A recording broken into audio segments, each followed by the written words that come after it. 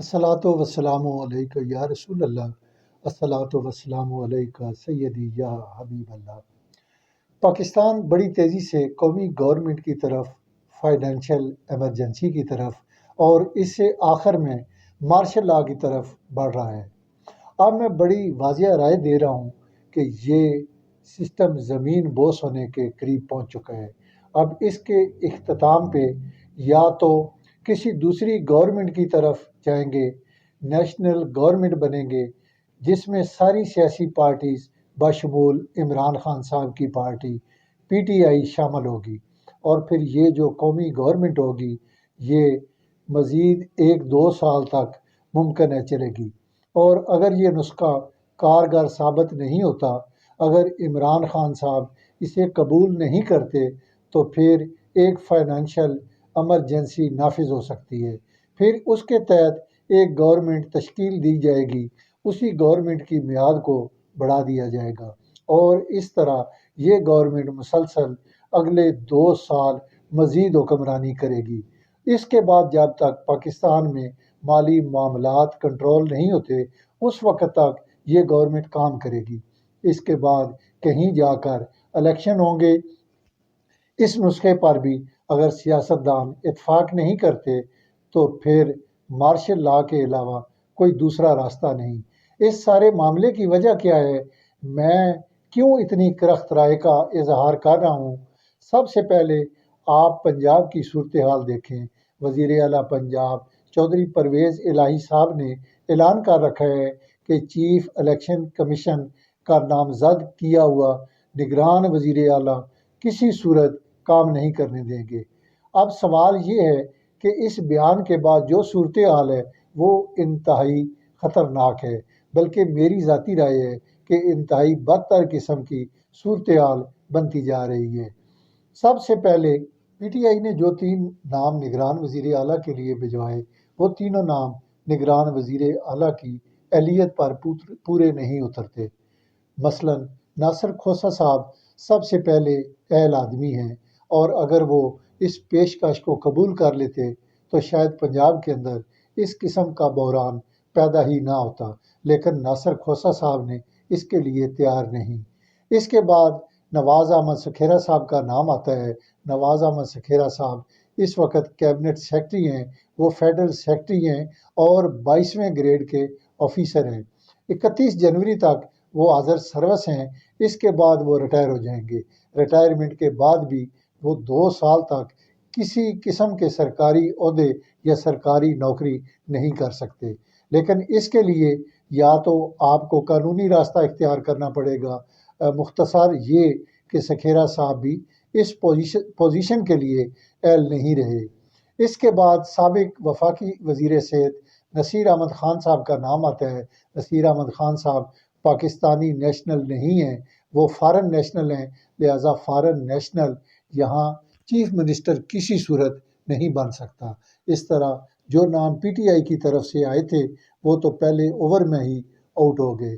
اس کے بعد P D M کی طرف سے جو 2 نام پیش کیے گئے ان میں احد چیمہ صاحب ہیں، اور احد چیمہ صاحب بھی اس کے اہل نہیں ہو سکتے کیونکہ وہ بھی سرکاری ملازم رہے ہیں اور پچھلے سال ہی ریٹائر ہوئے ہیں۔ اس طرح ان پر بھی 2 سال کی حد لگتی ہے۔ اس کے بعد محسن نقوی صاحب کا نام آتا ہے۔ محسن نقوی صاحب کے اوپر بھی خاصا بحران رہا ہے کیونکہ وہ چودھری صاحبان کے داماد ہیں۔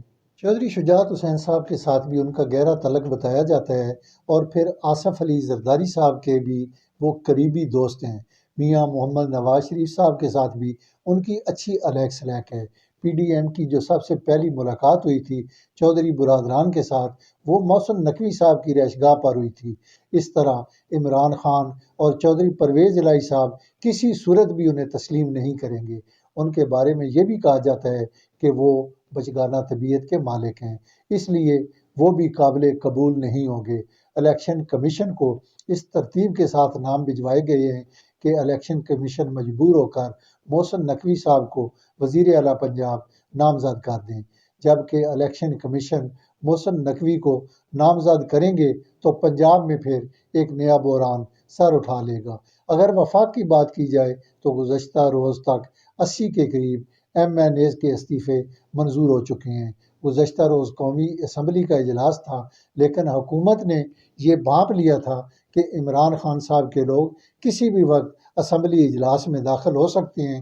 اسی خوف کی وجہ سے اسپیکر قومی اسمبلی راجہ پرویز اشرف نے اسمبلی نے 27 جنوری تک اجلاس مؤخر کر کے 35 ایم این ایز کے استعفے منظور کر لیے تاکہ مزید وقت مل جائے۔ اس طرح چند دنوں کے اندر اسپیکر صاحب پی ٹی آئی کے مزید ایم این ایز کے استعفے منظور کر لیں گے تاکہ ایک نیا بحران جنم لے سکے۔